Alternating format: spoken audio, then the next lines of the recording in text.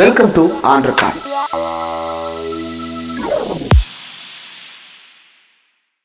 Welcome to on record. இன்றைக்கு நம்மோடு நேர்காணலுக்காக சிறப்பு விருந்தினராக மூத்த பத்திரிகையாளர், அரசியல் திறனாய்வாளர் திரு தராசி ஷியாம் அவர்கள் இணைந்திருக்கிறார். அவரோடு பேசலாம். சார் வணக்கம். சார் வணக்கம் குமார். திமுகவுக்கு வேற ஆப்ஷனே கிடையாது, இது அதிகாரத்திலே இருக்கணும்ன்றதுக்காக பாஜகவோடையும் கூட்டணி வைக்க தயங்க மாட்டார்கள் அப்படின்ற மாதிரி ஒரு ஹேஸ்டியமா சமூக வலைதளங்கள்லையும் ஊடக விவாதங்கள்லையும் அது திமுக பாஜகவோடு கைகோர்க்கும் அப்படின்றத ஒரு பக்கம் சொல்லிக்கிட்டே இருக்கிறாங்க.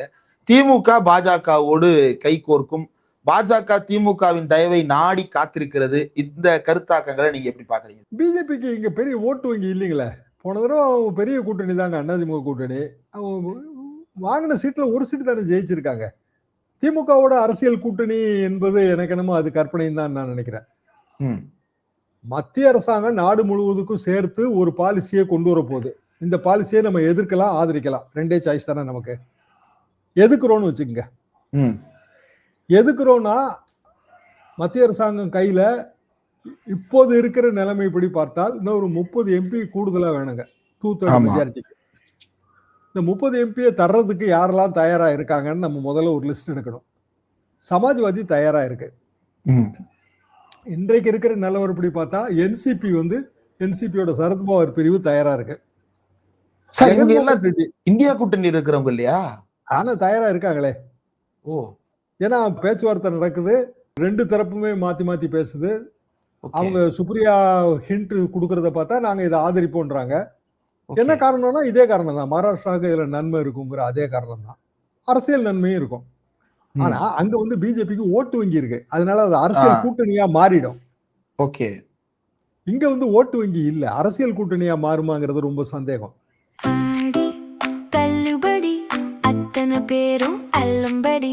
6 முதல் 60% வரை ஆடி தள்ளுபடியுடன் சூப்பர் சரவணா ஸ்டோர்ஸ், சென்னை, மதுரை, கோவை. மத்திய அரசாங்கம் கொண்டு வருகிற டீலிமிட்டேஷன் அது பிஜேபி கொண்டு வருகிற டீலிமிட்டேஷனா இல்ல நமக்கு தேவைப்படுகிற டீலிமிட்டேஷனாங்கிறதான் கேள்விங்க. டீலிமிட்டேஷனே தேவையில்லைங்கிற அந்த வாதம் முற்றிலும் வேறுபட்ட வாதம். டீலிமிட்டேஷன் வந்தே தீரும். சிம்பிள் ரீசன் என்னன்னா, எப்ப நம்ம புது பார்லிமெண்ட் கட்டிடத்துல அவ்வளவு இருக்கைகள் போட்டு கட்டணுமோ அப்பவே அது வரும்னு தெரிஞ்சு போச்சு. ஓகே. அது தேவையா? ஃபெடரல் லா மேக்கிங் தானே. இவங்க எல்லாம் சேர்ந்து இந்த நாட்டுக்கே பொதுவான சட்டங்களை தானே நிறைவேற்ற போறாங்க. இவங்க எண்ணிக்கையை கூட்டுறதுனால செலவு தானே அதிகம். ராஜ்யசபா MP எண்ணிக்கை வர கூட்டணுமே, அதுலயும் செலவு வருமே. இதனால இது தேவையே இல்லை, பழைய மாதிரியே இருக்கலாம். இது வேற பியூரிட்டன் வாதம், அதாவது சிக்கனவாதம். ஆனா நம்ம தொடர்ந்தே என்ன பண்றோம் அப்படின்னா, MP தொகுதிக்கு தனியா ஃபண்ட் ரிலீஸ் பண்ண ஆரம்பிச்சிட்டோம். அதெல்லாம் நரசிம்மராவ் மன்னிக்கணும், நம்ம மன்மோகன் சிங் காலத்திலே வந்த விஷயங்க. அது MP தொகுதி வளர்ச்சி நிதி அப்பவுமே வந்துருச்சு. அது நம்ம கூட்டிகிட்டே வரோம். கொரோனா காலத்துல மட்டும் நிறுத்தி வச்சிருந்தோம். அப்போ MP எண்ணிக்கை எங்களுக்கு வேண்டான்னு நம்ம எப்படி சொல்ல முடியும்? அப்போ ரெண்டு சாய்ஸ் தான் இருக்கு. எதிர்க்கணும், எதிர்த்தா வரத்தான் போகுது. அப்போ இது ஏன்னா மகாராஷ்டிரா இதை தானே சொல்லும். உத்தரப்பிரதேசத்துக்கு எவ்வளவு சதவீதம் கூட்டுறீங்களோ அது மகாராஷ்டிராவுக்கும் கூட்டணும், ஆந்திராவுக்கும் கூட்டணும், தெலுங்கானாவுக்கும் கூட்டணும், அப்படித்தானே கட்சிகள் சொல்லும். வேற வழி இல்லைங்களா? அப்போ தமிழ்நாடு நீங்க விரும்பினாலும் விரும்பாட்டாலும் கூட தான் போகுது. அதோட லிங்க் ஆக போறது என்னதெல்லாம்? ஒரே நாடு ஒரே தேர்தல் லிங்க் ஆக போகுது. ஏன்னா தேர்தல் ஆணையம் அது தெளிவா சொல்லுது, நாங்க தயாரா இருக்கோங்க, ஒரே நாடு ஒரே தேர்தல், பார்லிமெண்ட் ஓகேன்னு சொல்லிடுச்சுன்னா நாங்க நடத்துவோம் அப்படின்னு அது தெளிவா சொல்லுது. அப்போ இங்க இருக்கிற கட்சிகள்ல எது எதிர்க்கும்? தாவேக்கா எதிர்க்கும் ஷூரா. ஏன்னா ஆட்சியில இருக்காங்க. ஏற்கனவே முதலமைச்சர் விஜய் கரூர் கூட்டத்துல அது தெளிவாகவும் சொல்றாரு, டீலிமிட்டேஷனை தமிழ்நாடு ஏற்றுக்கொள்ளாதுன்றாரு. தமிழ்நாடு ஏற்றுக்கொள்ளாதுன்னு அவர் சொல்ல முடியாது, தாவேக்கா ஏற்றுக்கொள்ளாதுன்னு அவர் சொல்ல முடியும். தமிழ்நாடு ஏற்றுக்கொள்ளாத எத்தனையோ கட்சிகள் இருக்குல்ல தமிழ்நாட்டுல. சரி, இப்போ அதிமுகவுக்கு லோக்சபா MP இல்லை, தாவேக்காவுக்கு லோக்சபா MP இல்லை. ஆனா அதிமுகவுக்கு ராஜ்யசபா MP இருக்காங்க. ராஜ்யசபாலையும் 2/3 வேணுமே. ராஜ்யசபால பிஜேபிக்கு ஒன்றும் 2/3 மெஜாரிட்டி கிடையாதுங்களே. அப்ப அங்கேயும் நீங்க ஃப்ளோர் கோஆர்டினேஷன் பண்ணித்தான் ஆகணும். காங்கிரஸ் கட்சியிலேயே இதற்கு மாற்று சிந்தனை இருக்கு. என்ன காரணம் அப்படின்னா, தெலுங்கானா ஆதரிக்குது. அவங்களுக்கு இதுல லாபம் இருக்கு தெலுங்கானாவுக்கு. ஓகே. அப்போ காங்கிரஸ் கட்சிக்குள்ளேயும் பிரஷர் இருக்கு. அவங்க பாருங்க, ரொம்ப தயக்கமா தான் அவங்க பேசுறாங்க. இன்னைக்கு காலையில கூட திமுக எதிர்க்கும் ஆதரிக்குங்கிற பாயிண்ட்டுக்குள்ள நாங்க போக விரும்பல, அது அவங்களோட முடிவு தான். ஆனா எல்லாருக்கும் சேர்ந்து ஒரு நன்மை கிடைக்கும்னு எதிர்பார்க்கிறோம். இந்த மாதிரி பாணியில் தான் காங்கிரஸ் கட்சி பேசுது. அவங்களுக்கும் இதை பற்றிய தெளிவான அதாவது பிஜேபி கொண்டு வருதுங்கிற காரணத்துக்காக எதிர்ப்பதா வேண்டாமா போன தடவை எதிர்த்தாங்க. என்ன காரணம்னா அதுல விமன் ரிசர்வேஷனை லிங்க் பண்ணிட்டு அப்போ இருக்கிற எம்பி எண்ணிக்கையிலே நீங்க விமன் ரிசர்வேஷன் கொடுத்துட வேண்டியதானே, எதுக்கு எம்பி எண்ணிக்கை கூட்டணுங்கிற கேள்விக்கு பதில் சொல்லல. ஆமா. இந்த தடவை திருப்பி வேற மாதிரி ஃபார்முலால இது வருது.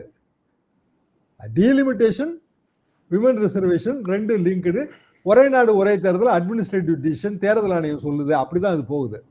ஓகே. அப்போ நாளை மறுநாள் பார்லிமெண்ட் கூட்டம் தொடங்குதுங்க. நாளைக்கு ஆல் பார்ட்டி மீட்டிங். இப்போதைக்கு இது வரைக்கும் நமக்கு பில்லு வரல. பில்லோட உள்ள இருக்கிற டீட்டெயில் யாருக்குமே எதுவுமே தெரியாது. காங்கிரஸ் கூட சொல்லுச்சு, பில் என்ன டீட்டெயில்னு தெரியாம எப்படி சொல்ல அப்படின்னு சொல்லுச்சு.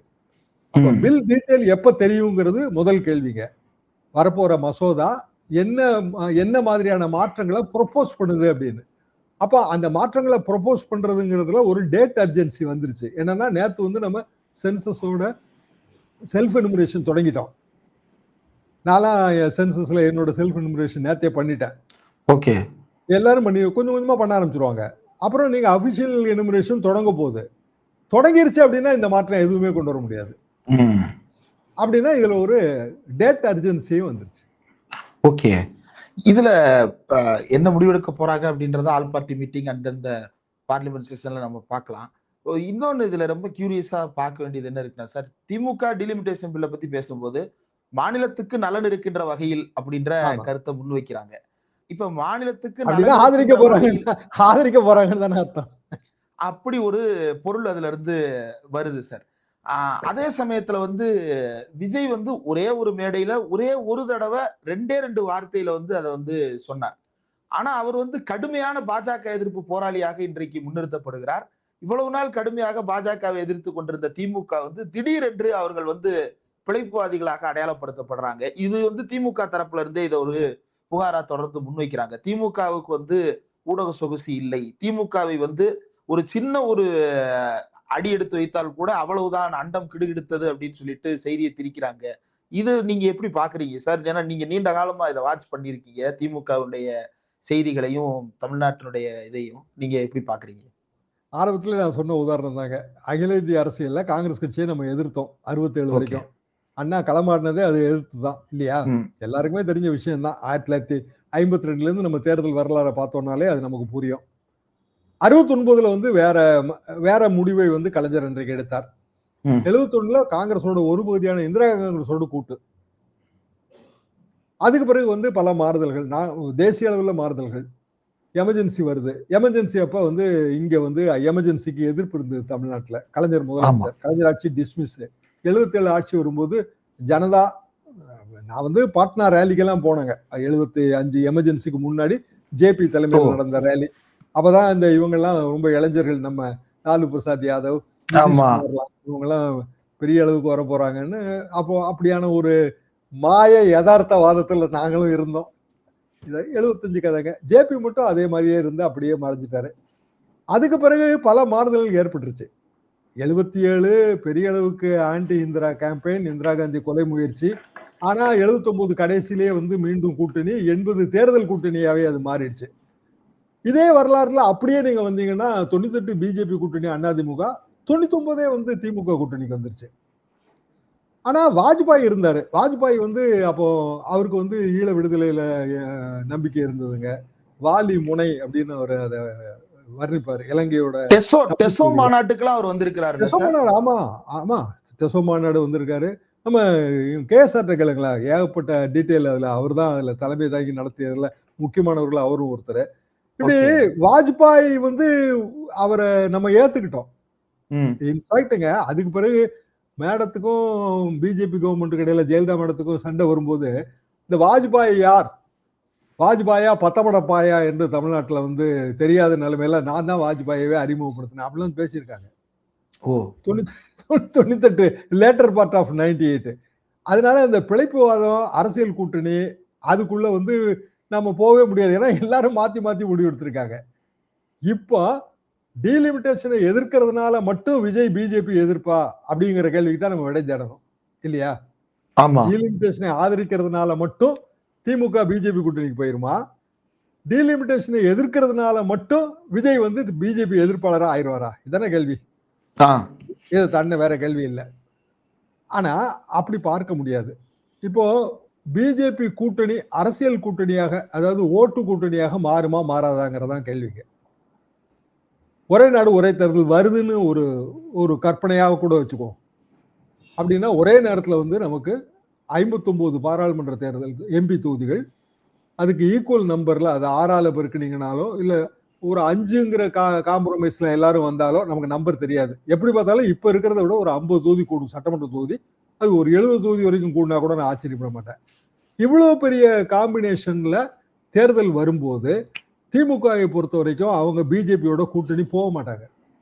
தாவேகாவும் போகாது. என்னன்னா அவங்கவுங்களுக்கு அவங்கவுங்களை பற்றிய ஒரு கணக்கு இருக்கும். அந்த கணக்குல ஓடுவாங்க. ஆனா தாவேகா கூட்டணியில யார் இருப்பான்னு நம்ம சொல்ல முடியும். காங்கிரஸ் இருக்கும் கண்டிப்பா. காங்கிரஸ் இருக்கும்போது காங்கிரஸ் எதிர்க்க வேண்டிய கடமை நமக்கு இருக்கா இல்லையாங்கிற கேள்விக்கு தான் நம்ம விட தேடணும். பிஜேபி எதிர்க்கணுமா வேணாமங்கிற கேள்விக்கு விட தேடுவீங்களா தேர்தல்ல? காங்கிரஸை எதிர்க்கணுமா வேணாமங்கிற கேள்விக்கு விட தேடுவீங்களா? விஜயே சொன்னது போல பாஜக வந்து ஓரங்கட்டப்பட்ட ஒரு கட்சி. பாஜக ஓரங்கட்டப்பட்ட கட்சி, அதிமுக தீர்ந்து போன சக்தி. அவ்வளவுதானே? அதாவது இது என்னன்னா, பாஜக எதிர்ப்பு புள்ளிக்கு விஜய் வரணும் என்று வந்து ஒரு குரூப் விரும்புது. கண்டிப்பா காங்கிரஸ் விரும்பும், விசிக விரும்பும், கம்யூனிஸ்டுகள் விரும்புவாங்க, முஸ்லீம் லீக் விரும்பும். அதாவது விஜயோட இன்னைக்கு கூட்டணியில் இருக்கிற அல்லது அமைச்சரவையில பங்கு பெறுற எல்லா கட்சிகளுக்கும் ஒரே புள்ளி தான். திமுகவும் அது அப்படிதான் முடிவு எடுக்கணும். ஆனா இங்க வந்து அது தாவேகாட்ட தோக்கணும்னு இவங்க நினைக்கிறாங்க. அதானே? அது வந்து எந்த மாநில கட்சி அந்த பிராண தியாகத்துக்கு தயாரா இருக்கும்? தற்கொலைக்கு யாராவது தயாரா இருப்பாங்களா? ஹராகிரிக்கு அது எப்படிங்க தயாரா இருப்பாங்க?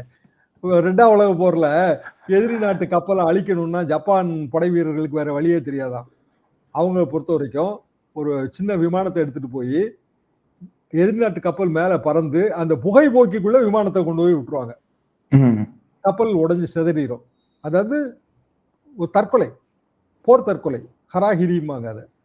அப்படி வந்து அரசியல் தற்கொலை பண்ணுவீங்களா நீங்க? அது எப்படி சாத்தியம் ஒரு மாநில கட்சிக்கு? என்ன நடக்குது அப்படின்றத பொறுத்திருந்து பார்ப்போம் சார்.